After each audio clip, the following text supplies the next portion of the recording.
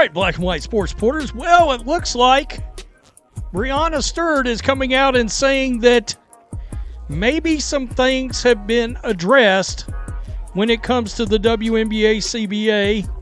They still got issues that they're apart on, but some progress has been made in just the last few days. Man, oh man, it appears these WNBA players, they are nuts. They are absolutely insane, and they are continuing to try to play hardball with these WNBA owners in regards to the latest CBA offer made by the owners. Breanna Stewart absolutely slapped around that last offer. Breanna Stewart just rejected the WNBA's latest pay deal. Not tweaked it, not delayed it, rejected it. And when she said no, the entire league exploded because this wasn't a small proposal. Owners raised the salary cap to $5.65 million. They offered max contracts climbing toward $2 million, minimum salaries jumping to $230,000, housing upgrades, facility improvements. And Stewart's response: it didn't move much money. A large contingent of WNBA players is a key point. There's a large contingent of WNBA players playing in Athletes Unlimited, not Unrivaled, not Project B.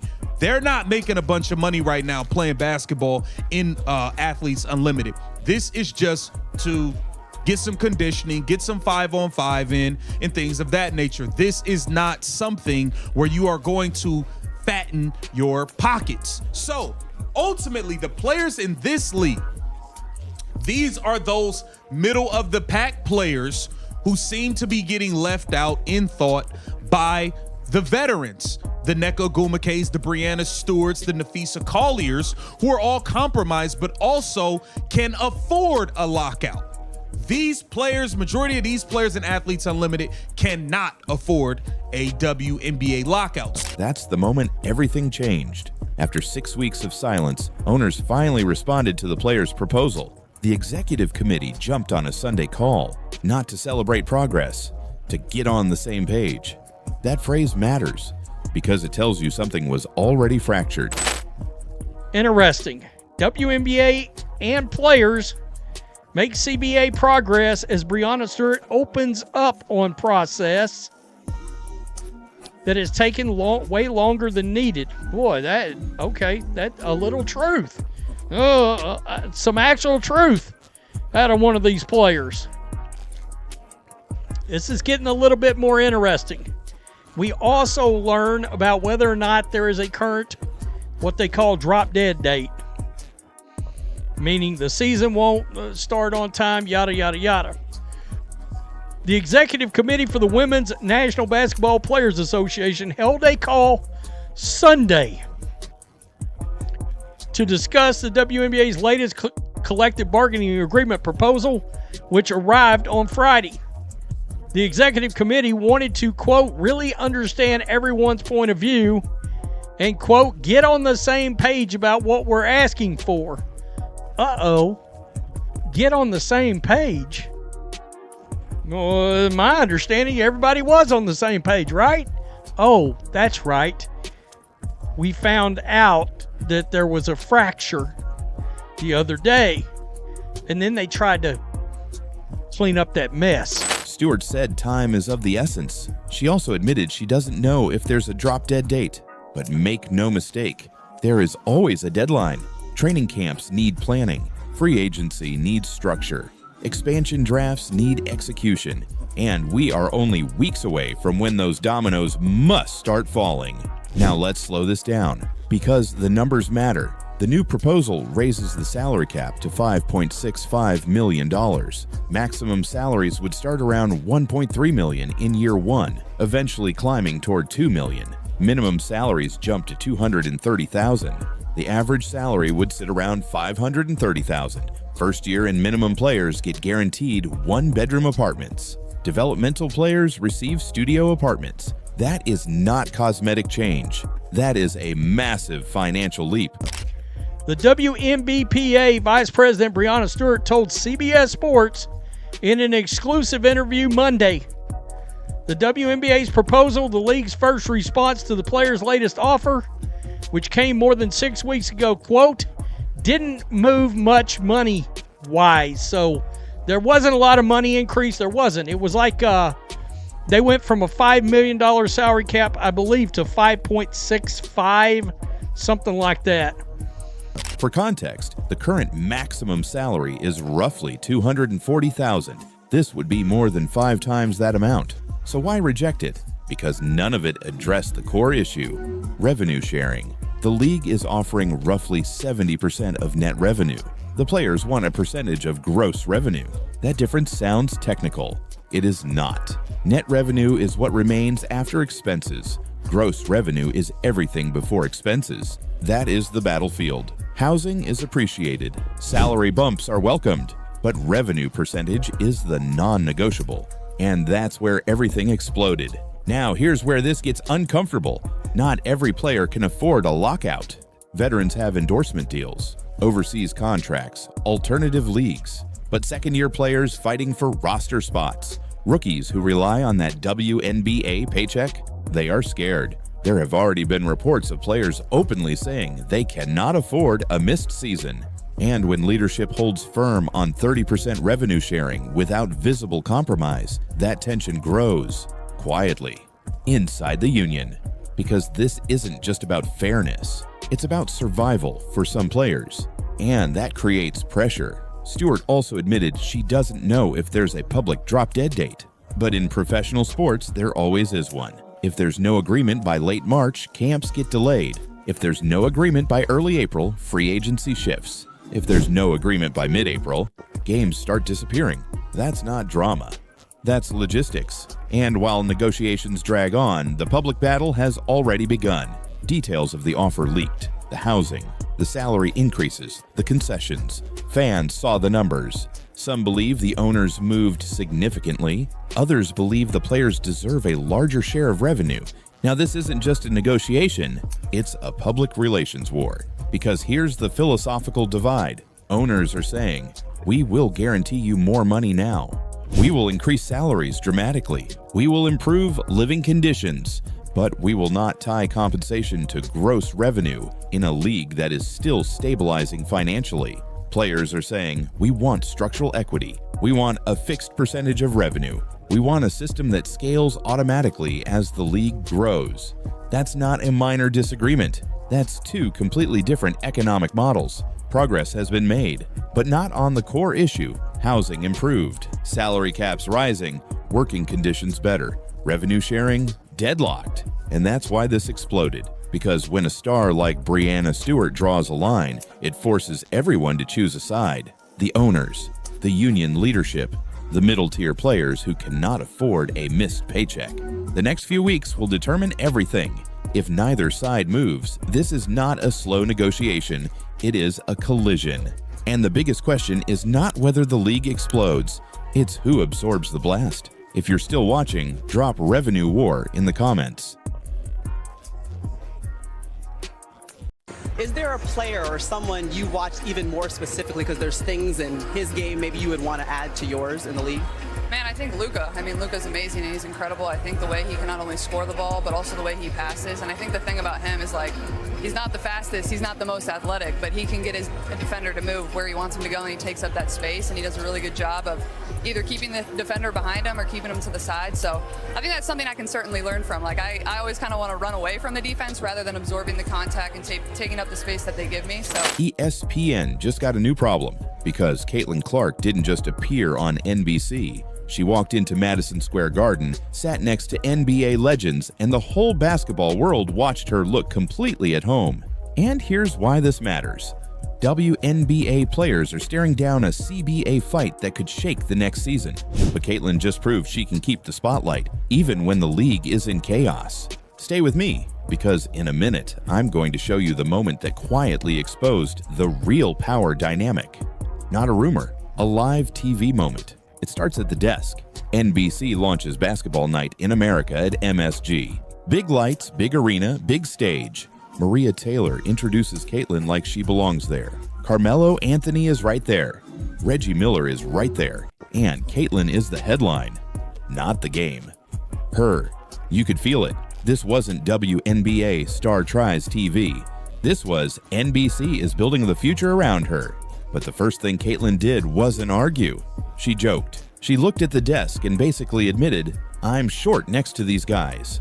Later, she even posted she might need stilts next time. That one joke did a lot. It made her human. It made her likable. But it also made the clip travel, because the internet loves a star who can laugh while standing in the biggest room.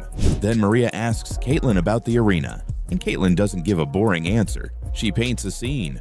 Warm-ups, buzz, noise, energy. She says Knicks fans are crazy and she loves it. That line matters because it shows what NBC wants. They want Caitlyn to sound like a basketball person, not a women's basketball person. Basketball, period. Then the conversation turns to growth. Maria asks Caitlyn who she watches in the NBA, and Caitlyn goes straight to Luka Doncic. Is there a player or someone you watch even more specifically because there's things in his game maybe you would want to add to yours in the league? Man, I think Luka. I mean, Luka's amazing and he's incredible. I think the way he can not only score the ball, but also the way he passes. And I think the thing about him is, like, he's not the fastest, he's not the most athletic, but he can get his defender to move where he wants him to go, and he takes up that space, and he does a really good job of either keeping the defender behind him or keeping him to the side. Not because Luka is flashy, but because Luka controls space. Caitlyn explains it clearly. She says Luka isn't the fastest, he isn't the most athletic, but he moves defenders where he wants them. He absorbs contact. He takes up space. And Caitlyn admits something most stars never admit on TV. She says she tends to run away from contact, therefore she wants to learn how to use it. That's high IQ. That's real. That's not PR. And the reason this part matters is simple. WNBA fans already know Caitlyn can shoot, but a lot of casual NBA fans only know the logo threes. This segment showed something deeper. It showed she understands the chess game.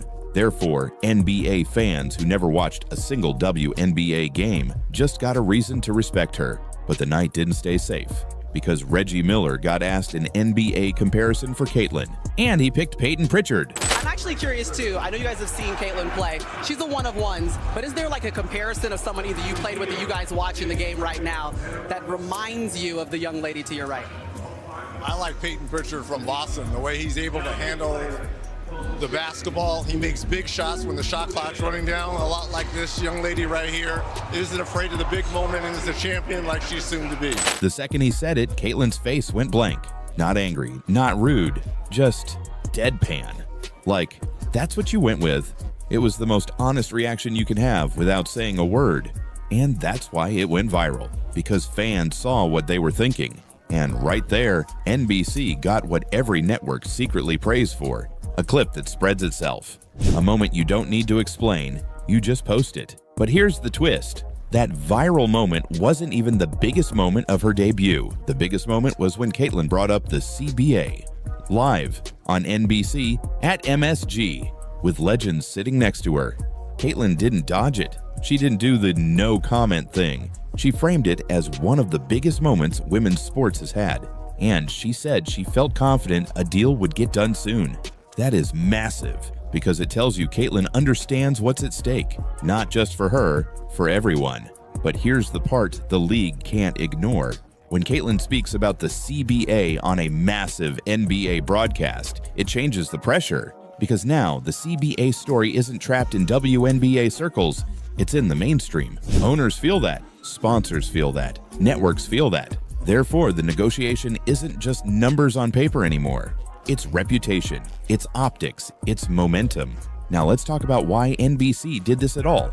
NBC's executive producer Sam Flood called Caitlyn one of the most captivating players and dynamic scorers in basketball. Basketball, not women's basketball. That's a deliberate choice. It's positioning.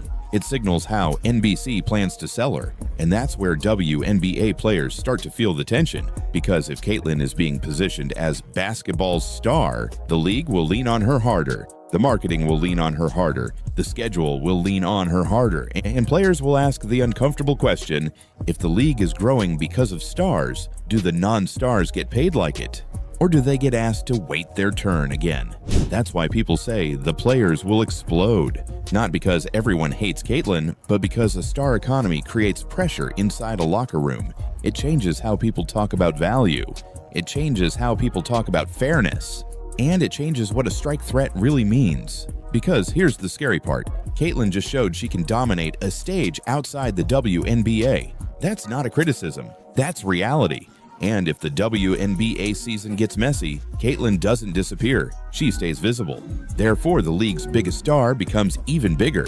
But the rest of the league risks going quiet. So this follow-up story is not Caitlin did TV. It's this. NBC just mainstreamed the WNBA's biggest leverage point on an NBA night. And Caitlin didn't just survive it. She controlled it. So now I want to ask you something.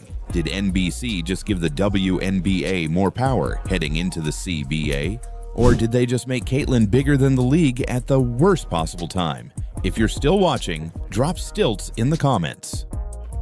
The NBA made its triumphant return to NBC this season, and who did Universal bring in to really start it off with a bang? Who did they bring in to engage all audiences? They brought in the GOAT, also known as Michael Jordan. They teased Michael Jordan appearing up and down the bill to get people tuned in, to get people watching. Now, February 1st, they're rolling something else out. Basketball Night in America. Well, Michael Jordan, he already fulfilled his duties. He already took care of his commitments. He already reached all requirements on the contract. So who do they need to go get? Well, the next best thing, I suppose. Caitlin Clark. ESPN fans, listen carefully because this move just changed the balance of power in women's basketball. Caitlin Clark just joined NBC's NBA studio panel. Not as a random guest, not as a one-time cameo. A real on-air role placed right next to NBA legends in prime time during the exact window when the WNBA Players Union is preparing for a CBA fight that could threaten the 2026 season. Now, similarly, they've created some buzz with Caitlin Clark, who was announced as a special contributor for the broadcast also. She will be joining the crew there. You see Maria Taylor, Carmelo Anthony, Vince Carter, Tracy McGrady. And CC will be making her TV analyst debut.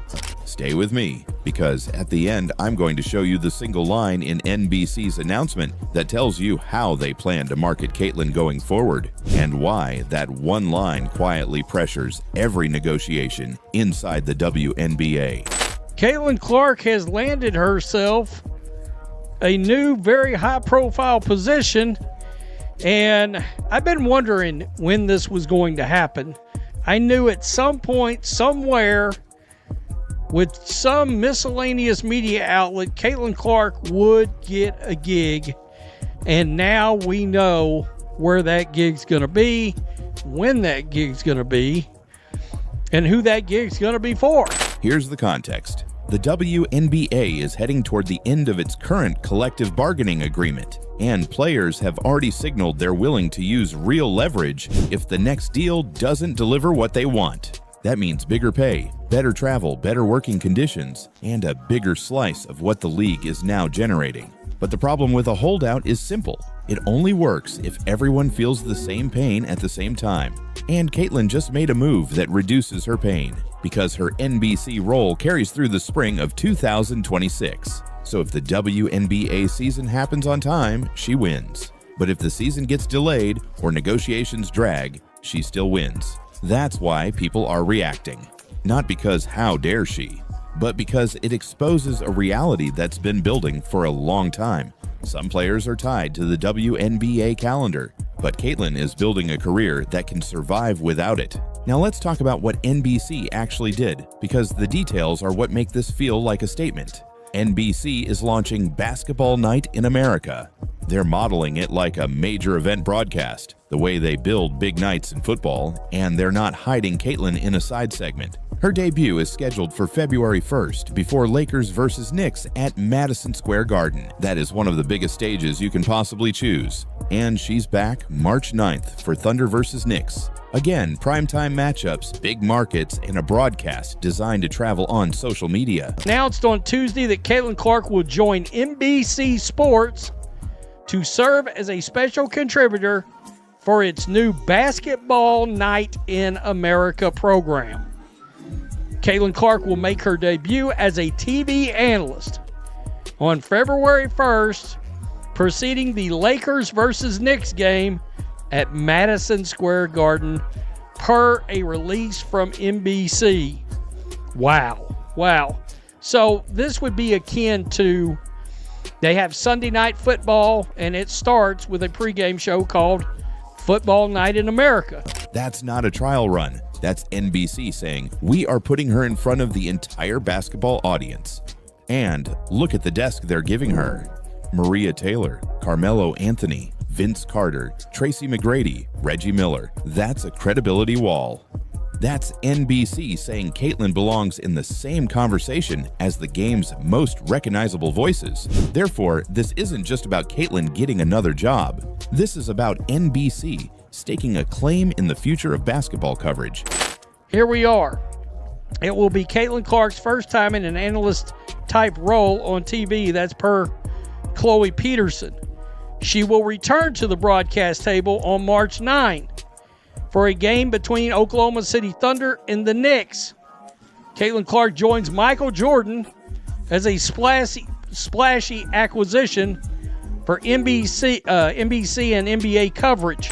Now here's the part that makes WNBA players feel squeezed. When the union talks about leverage, the threat is time. If the season gets interrupted, players lose paychecks. They lose rhythm. They lose visibility. They lose momentum. But Caitlyn's move creates a different reality. She can stay visible in the biggest basketball ecosystem in America, even if the WNBA gets messy. So while some players look at the next CBA and see risk, Caitlyn looks at the same window and sees a runway. And I want to be very clear. I'm not saying Caitlyn is trying to undermine the union. I'm saying her personal incentives are now different because her income and spotlight are not dependent on the WNBA schedule. That difference matters during a labor fight because owners pay attention to who can hold their breath the longest. Networks pay attention to who can keep audiences engaged, and sponsors pay attention to who can guarantee visibility.